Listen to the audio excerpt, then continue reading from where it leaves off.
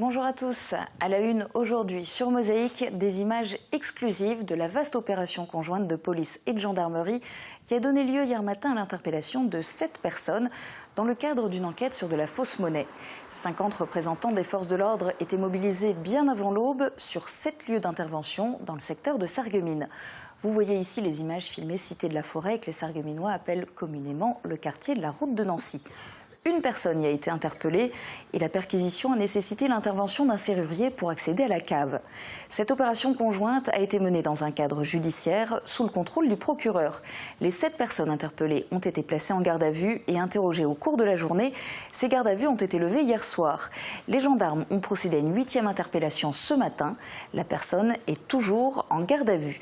On fera le point tout à l'heure sur les circonstances de ces interpellations avec mes 2 invités du jour. Le commandant de gendarmerie Laurent Sadler et le commandant de police Franck Stéphan vous détailleront les coulisses de l'organisation d'une opération conjointe. En attendant, voici le sommaire de cette émission. Avec l'aglo, plus belle la vie. Au programme aujourd'hui sur Mosaïque, sport, passion et musique étaient au programme de ce week-end chargé en événements. Le salon de la gastronomie de Sarralbe a tout misé sur le pain. Concours de la meilleure baguette et défilés de mode en robe confectionnée en pain ont animé le salon. Opération conjointe de police et de gendarmerie pour interpeller 7 personnes dans le cadre d'une enquête sur de la fausse monnaie. Victoire sur le fil pour le Sarreguemines Football Club qui va bientôt jouer avec Eric Asli, enfant du pays et joueur professionnel aguerri. Enfin, tendance nature et animaux, les lamas et les alpagas se transforment en tondeuses pour assurer l'entretien des terrains. Le 10 novembre 2009, Mosaïque avait filmé le défilé de la Saint-Martin à Ambach. Replay. Vos données sont accessibles où que vous soyez, avec ou sans votre ordinateur. Pour les pros, la solution, c'est le cloud ID Réseau. La nuit vient de tomber sur le village de Ambach. Les enfants de la crèche Atelier des Lutins et de l'école primaire, parfois accompagnés de leurs parents, ont tous une petite lanterne à la main. Ils sont rassemblés pour célébrer un saint, Martin, décédé en 397 après Jésus-Christ. Évêque de Tours et ancien soldat de l'Empire romain, son nom est resté célèbre pour sa charité. Un soir d'hiver, il aurait partagé son manteau avec un mendiant. Les organisateurs du défilé ont fait appel à un cavalier pour représenter le saint dans le but d'une plus grande authenticité.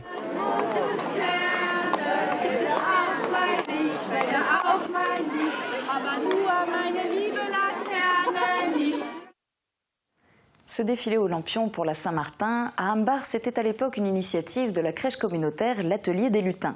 Il n'a plus lieu depuis plusieurs années. En revanche, les défilés aux lampions vont se succéder à Sarreguemines aujourd'hui, jeudi et vendredi, en espérant bien sûr qu'il ne pleuvra lors d'aucun de ces défilés. Regardons déjà les prévisions de Météo France pour demain, présentées par Sandrine Serbino. 17% des accidents du quotidien ont pour origine le sport. Assurance accident de la vie, la sécurité par tous les temps. Bonjour tout le monde, pour demain, pas trop de changements côté ciel. Par contre, le froid va pas tarder à arriver, alors pensez à vous équiper pour l'hiver. Pour ma part, c'est fait. Côté température, elles sont déjà en légère baisse avec de 6 à 8 degrés au minimum et de 11 à 14 degrés au maximum. Demain mercredi 11 novembre, nous fêtons l'armistice. Le soleil nous accompagnera de 7h35 à 16h56. Et tout de suite, on se met de bonne humeur au marché. Alors dites-moi, qu'est-ce qui vous met de bonne humeur au quotidien ? Bon, écouter de la musique, faire une petite virée en voiture, une petite virée entre potes, ce genre de choses quoi.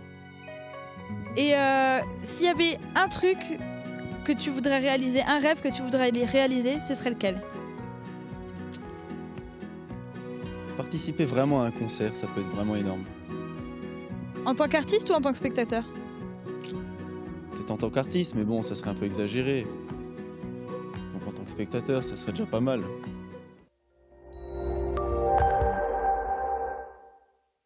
Je parraine un ami et tout le monde y gagne. Mon filleul, ma banque et moi. Au Crédit Mutuel, un client satisfait rayonne.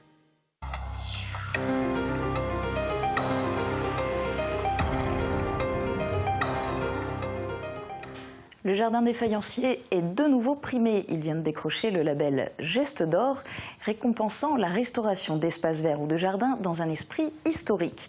Un label qui fait aussi la part belle à l'aspect écologique de la restauration. C'est Philippe Niez, paysagiste et concepteur du jardin, qui est à l'origine de la participation du site au concours.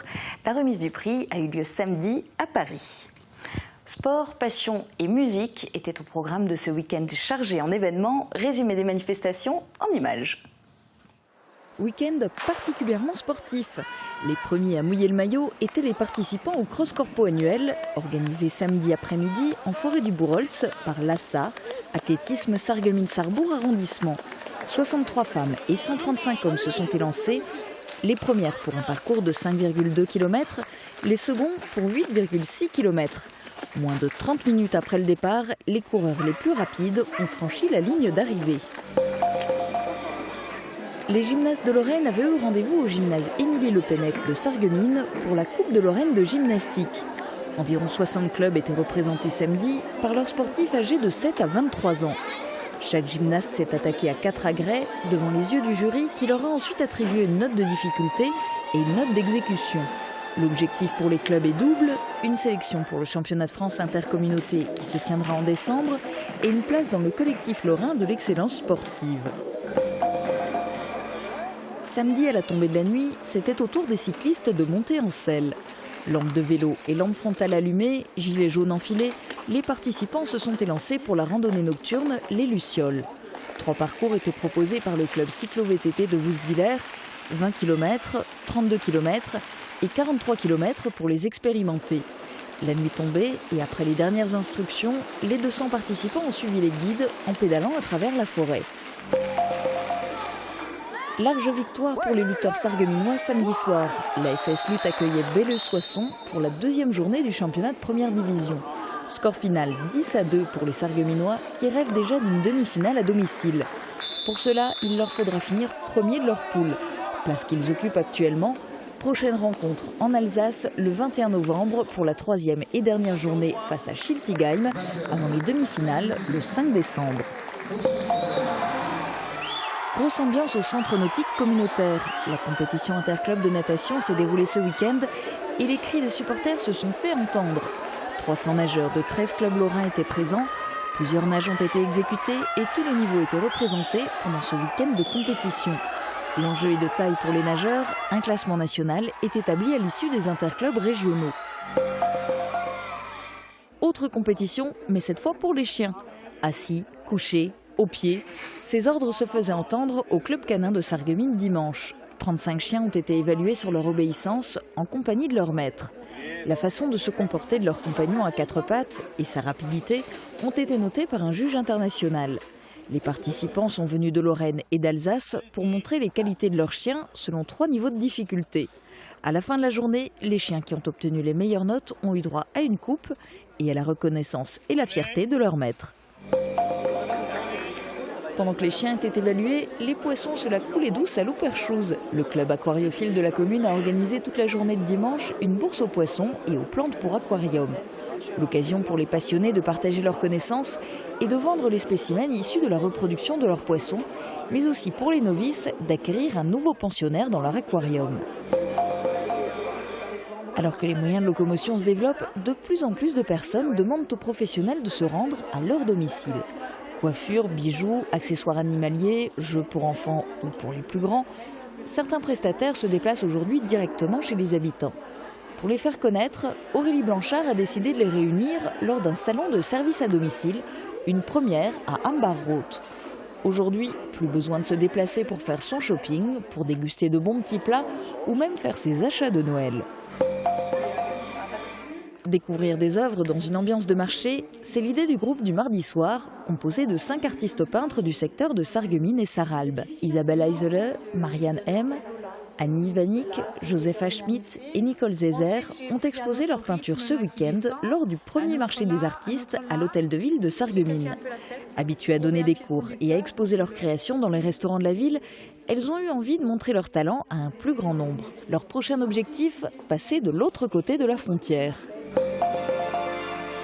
Un anniversaire anniversaire un peu spécial a été célébré dimanche, celui des orgues de l'église du Sacré-Cœur de Sarreguemines qui ont été bénis il y a un demi-siècle. Pour l'occasion, un concert spirituel a été donné par la chorale du Sacré-Cœur. Une cinquantaine de personnes a fait le déplacement pour fêter le cinquantenaire des orgues.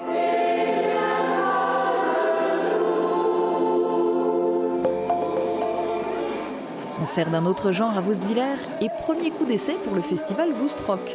La salle du W à Vousvillers a plus vibré au son des accords de guitare qu'au cri des spectateurs, peu présents dans la salle. Malgré la faible affluence, les 3 groupes locaux se sont donnés sur scène. Les New Toys, The Runners de Metz et TGB de Sarre se sont succédés sur la scène pour partager leurs compositions ou leurs reprises.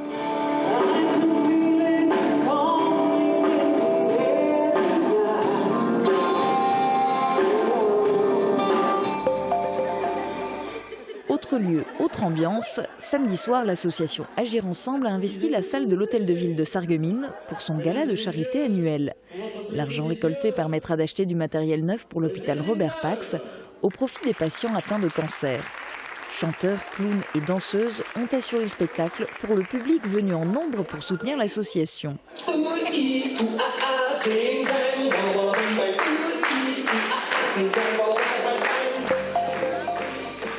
Autre événement pour une autre bonne cause, vendredi soir a été inaugurée la boutique éphémère de l'ESAT La Ruche. Située au centre-ville de Sarreguemines, passage du marché, elle propose les productions des adultes handicapés de l'atelier de création de bougies lancé il y a 6 ans par l'établissement de services d'aide par le travail. C'est une première pour l'ESAT et un début de marché de Noël avant l'heure pour Sarreguemines. À Sarralbe, le week-end était placé sous le signe de la gastronomie.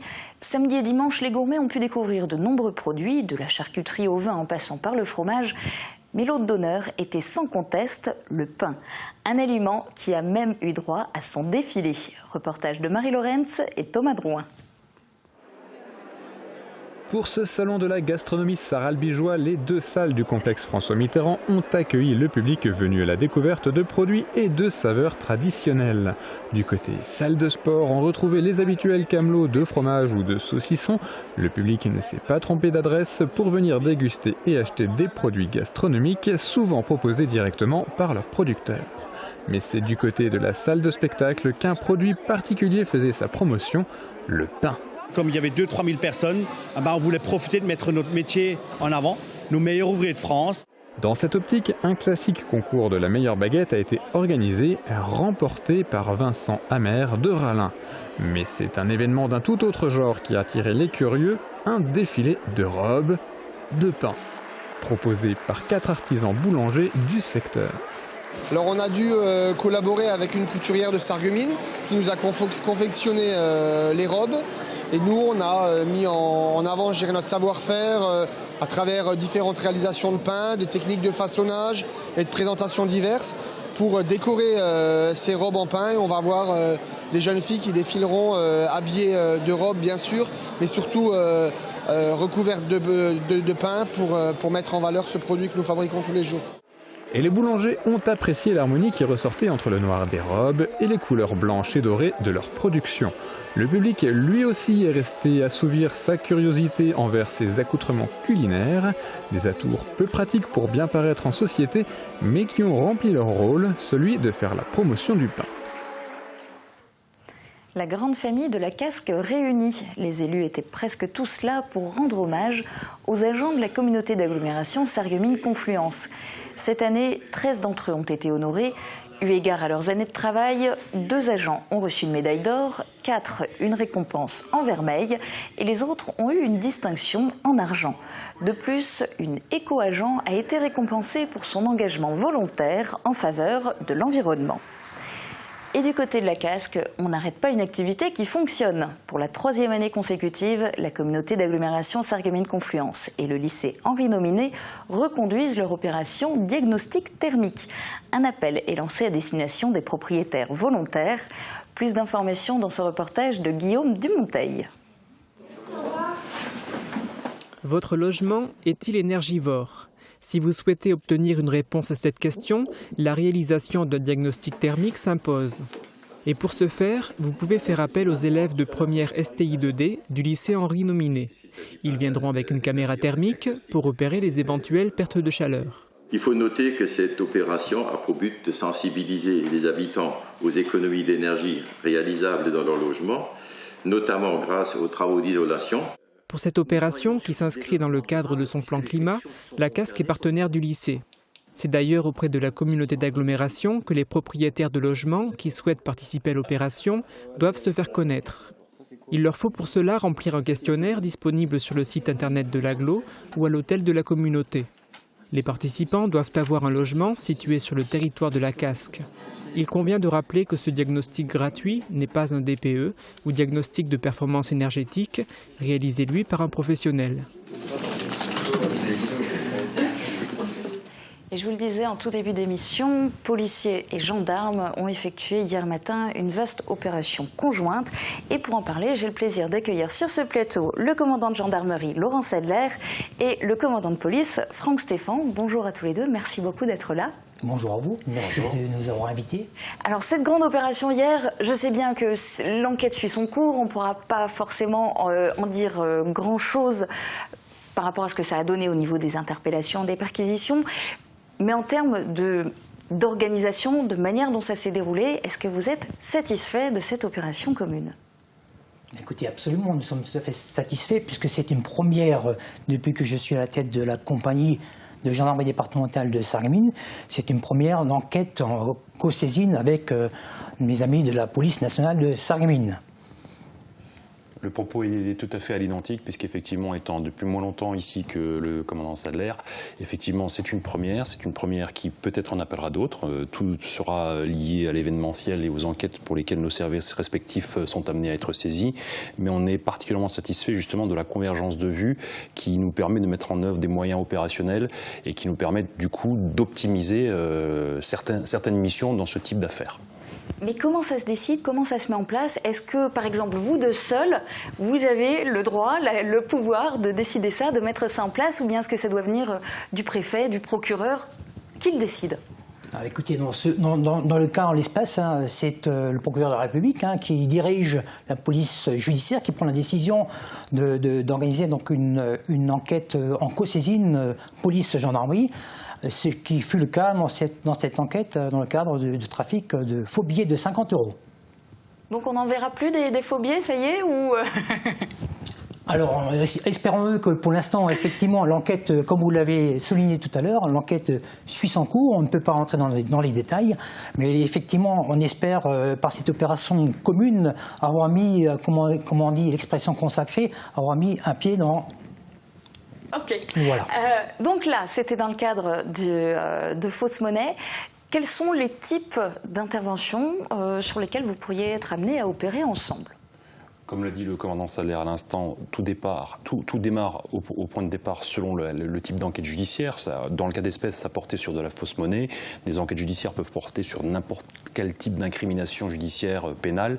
Donc après, selon les services saisis, selon les lieux de commission des faits, là on avait des faits qui étaient essentiellement commis sur Sarreguemines. Si ça se passe en dehors, c'est bien évidemment de la compétence de la compagnie de gendarmerie et inversement pour le tout venant. Mais lorsque une enquête peut prendre soit une tournure ou une ampleur particulière, soit par son importance ou par l'implantation de ses auteurs ou des faits qui font l'objet de l'enquête, ça nous amène sous la responsabilité effectivement du procureur qui décide ou pas d'une co-saisine. La saisine judiciaire découle de l'autorité judiciaire, dans le cas d'espèce le procureur de la République. Après, vous posiez la question tout à l'heure, effectivement, une fois que nos services sont co-saisis par l'autorité judiciaire, il nous appartient à notre niveau de responsabilité de mettre en place et de décider des moyens qu'on met en œuvre pour parvenir à l'objectif recherché. Et alors là, par exemple, on l'a vu hier, mais de manière générale, dans ce type d'opération, quand il y a des interpellations qui sont effectuées, par exemple, une personne est interpellée par des gendarmes, est-ce qu'elle va forcément être auditionnée par les gendarmes ou éventuellement par des policiers? Écoutez, là, en l'occurrence, effectivement, lorsque les interpellations se font par des gendarmes, forcément, la garde à vue est prise par un officier de police judiciaire de la gendarmerie. Donc, les auditions seront menées par les gendarmes. Et vice-versa, lorsque les interpellations se font par les fonctionnaires de la police, notamment l'OPJ de police prendra en compte sa garde à vue. Donc chacun s'est interpellé et puis on communique tout et on fait la suite ensemble. Autre question, parce que finalement vous avez évoqué à plusieurs reprises les avantages, mais est-ce qu'il n'y a pas aussi des difficultés à mettre ce type d'opération conjointe ensemble parce que vos personnels n'ont pas forcément non plus l'habitude de travailler ensemble ? Difficulté, on n'a pas rencontré sur la mise en place de cette opération, puisqu'effectivement, tel que le commandant Sadler vient de le dire, les équipes ont été réparties par profil, c'est-à-dire que certains objectifs ont été pris en compte et traités par des officiers de police judiciaire de la gendarmerie et vice-versa par des personnels de la police nationale. On aurait pu envisager des équipes mixtes, c'est pas impossible, mais justement, le fait de travailler sur des protocoles de travail qui ne sont pas toujours les mêmes fait qu'on n'a eu aucune difficulté, puisque les méthodologies de travail, de prise en compte et de suivi judiciaire ont été faites par les équipes interpelleuses respectivement. J'espère qu'on aura l'occasion encore de reparler des actions que vous menez. Je suis désolée, on est pressé par le temps.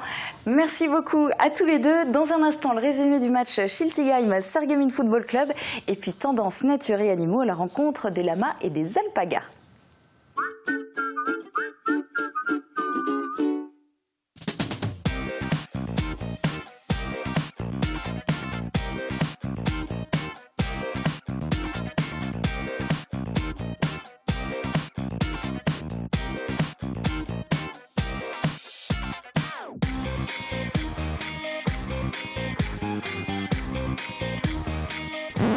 Bonjour madame, est-ce que je peux vous aider?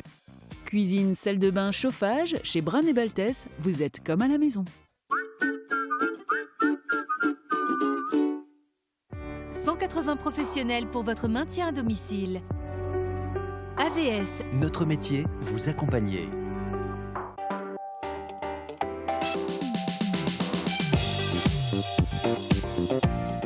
« 1937-1950, les années noires de Sarreguemines devant la caméra d'André Poinsignon.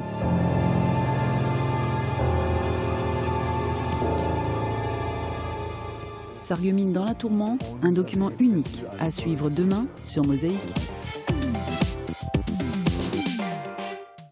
Samedi, le Sarreguemines Football Club joue en Alsace face à Schiltigheim. Les deux clubs luttent pour le même objectif, le maintien en CFA2. Autant dire que tout point pris lors de ce match valait cher.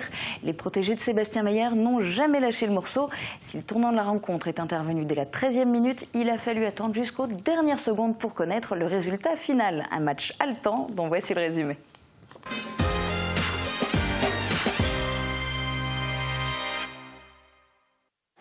Christophe Misseli avec le capitaine Carayer qui écarte Mamadou Barry. On voit deux belles lignes de 4, un 4-4-2 pour le choix de Sébastien Meyer. Yayaba qui arrive à sortir. Oh là, c'est pas mal. Il transperce la défense. Allez Hassan. Oh, dommage. Dommage Hassan. Déjà une très belle occasion. J'avais dit aux joueurs avant le match qu'une défaite est une leçon. Et je pense qu'ils ont bien retenu la leçon parce qu'on n'a pas fait les mêmes erreurs que la semaine dernière en supériorité numérique. Et c'est bien parce qu'on a su maîtriser quand même le match et le ballon. Ahmad Barry qui va chercher son latéral dans le couloir. Fadi Rejam. Crochet. Oh mon Dieu. Dangereux. Il y avait Yayaba au deuxième poteau. C'est ça, crie Hassan, allez Hassan. Est-ce que sur cette déviation, il va reprendre le... Oh, il a pris le meilleur. Attention, et ça peut être un carton rouge. Ça peut être un carton rouge. Est-ce que ça va être la double sanction? Il a le carton rouge dans la main. Ouais.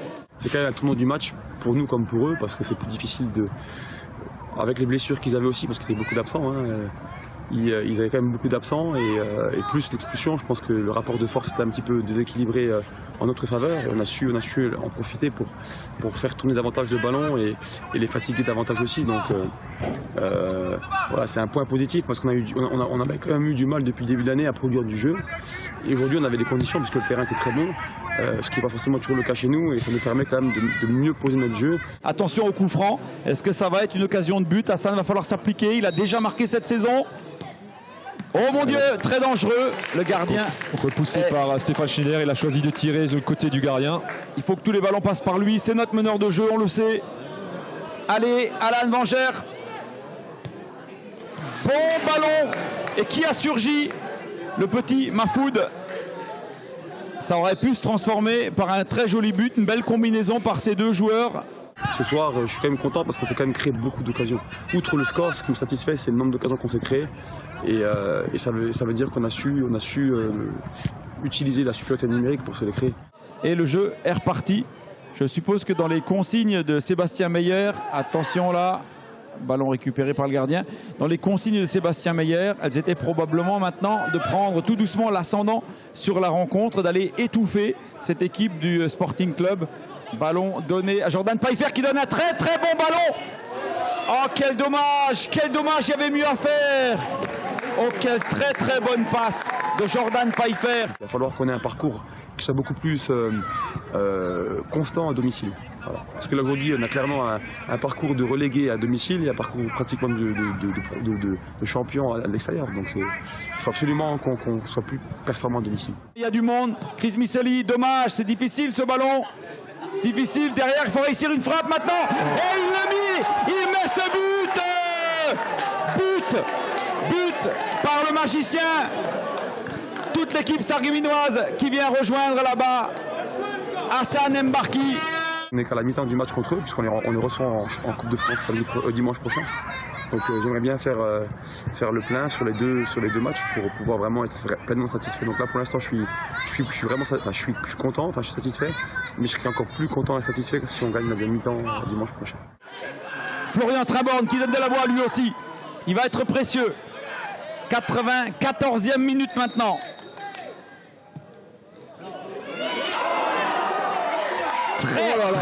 Très grosse occasion. Et le match est terminé sur cette occasion-là. José Guerra est furieux. On aurait pu prendre le bouillon sur ce dernier but. Énorme Florian Trimborn qui allait chercher ce ballon dans les airs. Et notez qu'une recrue de très haut niveau vient de signer son retour au Sarreguemines Football Club. Eric Astley, l'enfant du pays, revient à Sarreguemines à 34 ans, après avoir joué en Europe, aux États-Unis et au Canada. Après avoir goûté à la Ligue des Champions, ce joueur professionnel évoluera en CFA2, mais dans sa ville de cœur. Il pourrait être qualifié dès la prochaine rencontre de championnat face à l'AS Nancy-Lorraine 2. Et puisqu'il est indirectement question de pelouse, parlons un peu de la tonte. Ça peut être la spécialité des lamas et des alpagas. Regardez. Le conseil, le choix, la pose, les meilleurs tarifs. Avec Agifermeture, vos portes et fenêtres ensoleillent votre maison.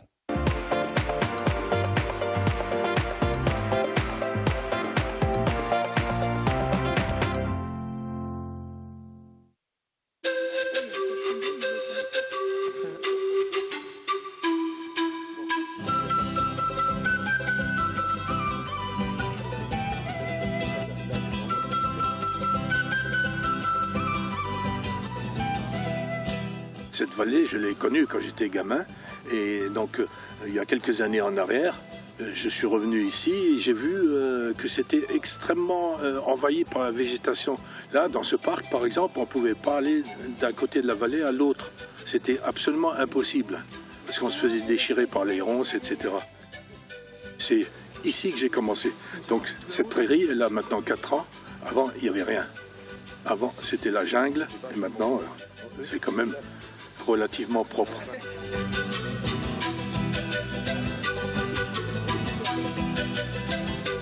Ici, sur Schorbach, il y a une dizaine d'hectares et puis il y a des terrains des particuliers, aussi des terrains de la commune qui sont entretenus avec ces animaux. Ici, ça représente une dizaine d'hectares.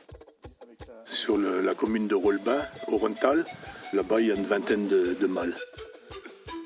Il ne faut pas dire qu'ils sont des défricheurs, hein. Ils entretiennent le terrain, c'est beaucoup plus juste. Ils vont empêcher les jeunes repousses de revenir, ils vont manger les orties, ils vont manger les acacias. C'est pas un bulldozer, c'est pas un engin mécanique, hein. Donc les arbres d'un certain diamètre, hein, ils vont pas les abattre, c'est clair. En fait, ils ne mangent que les feuilles. Et donc du coup, les ronces dépérissent. C'est tout simple. C'est la même chose pour les petits arbres, des choses comme ça. Par contre, ils ne vont pas manger fougères. Fougères, c'est extrêmement toxique.